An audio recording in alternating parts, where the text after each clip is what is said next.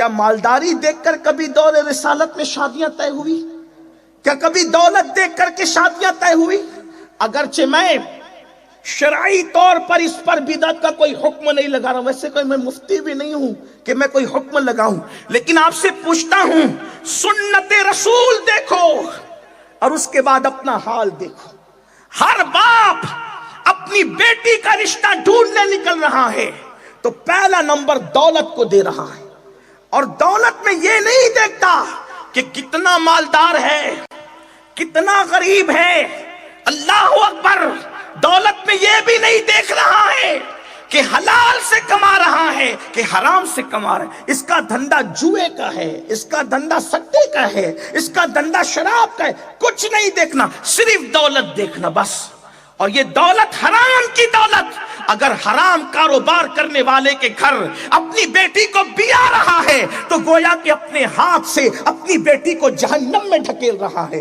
آپ سے پوچھنا چاہتا ہوں، اور پھر آج کل کی عورتوں کا خاص رول ہے، اس وقت تک رشتے طے نہیں ہوتے جب تک کہ عورتوں کی مرضی نہ ہو۔ عورتوں سے مراد وہ بیٹی تو کنارے رہ جاتی ہے، دادی اماں بیچ میں، بڑی بہن بیچ میں، بھابیاں بیچ میں، اور سب کی نظر اللہ ماشاءاللہ دولت پر ہے۔ لیکن آپ سے پوچھتا ہوں 10 دن کے حسینی بننے والوں اور اپنے مفاد کے لیے مولائی بننے والوں اور اپنے مفاد کے لیے سیدہ کا نام جپنے والوں، کیا یہ نہیں دیکھتے اللہ کے رسول نے اپنی شہزادی کا نکاح جس علی مرتضیٰ کے ساتھ کیا، ان کا تو خود کا مکان بھی نہیں تھا، مہر دینے کے لیے پیسے بھی نہیں تھے، حتیٰ کہ آقا نے فرمایا علی میں فاطمہ کے ساتھ تمہارا نکاح کرنا چاہتا ہوں، تو مولا کائنات نے عرض کیا یا رسول اللہ میرے پاس تو مہر دینے کے لیے کچھ ہے ہی نہیں، تو اللہ کے حبیب علیہ السلام نے فرمایا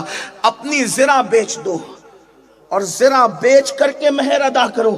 آپ سے پوچھتا ہوں، آقا نے مولا کائنات کا کردار دیکھا، ان کا ایمان دیکھا، ان کا کیریکٹر دیکھا، ان کا تقوی دیکھا، ان کی پرہیزگاری دیکھی، اسی لیے تو فرمایا فاطمہ میں تیرا نکاح اپنے خاندان کے سب سے بہترین انسان کے ساتھ کر رہا ہوں۔ سبحان اللہ، نعرہ تکبیر، نعرہ رسالت۔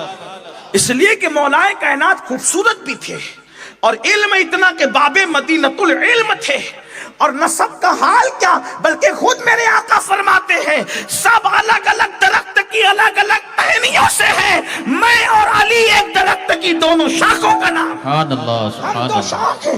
حضور علیہ السلام نے ان کا نسب، ان کا علم، ان کا حلم، ان کا تقوی دیکھا۔ لیکن آپ کو بتاؤں، لیکن جب ہم مولا علی کا مال دیکھتے ہیں تو مجھے یہاں ایک بات یاد آتی، سنیں اب آج سب مال کی طرف، مال مال مال، قرآن کہتا ہے الہاکم التکاثر حتی زرتم المقابر، ہلاک کر دیا تم کو مال کی محبت نے، یہاں تک کہ تم قبر کے ٹھکانے تک پہنچ گئے، قبر کے گڑھے تک پہنچ گئے، موت کے منہ میں پہنچ گئے۔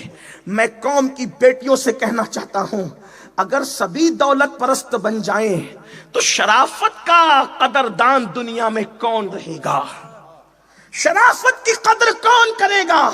اللہ کے رسول نے اپنی شہزادی اور سب سے چہیتی شہزادی سیدہ فاطمہ الزہرا کا نکاح ایک جانے شرافت، بظاہر علم، بظاہر دولت کی کمی کے باوجود، جانے شرافت دولت کی کمی کے باوجود اپنی شہزادی بیا کر بتا دی کہ اسلام میں شرافت اور علم کی اہمیت ہے، دولت کی اہمیت نہیں۔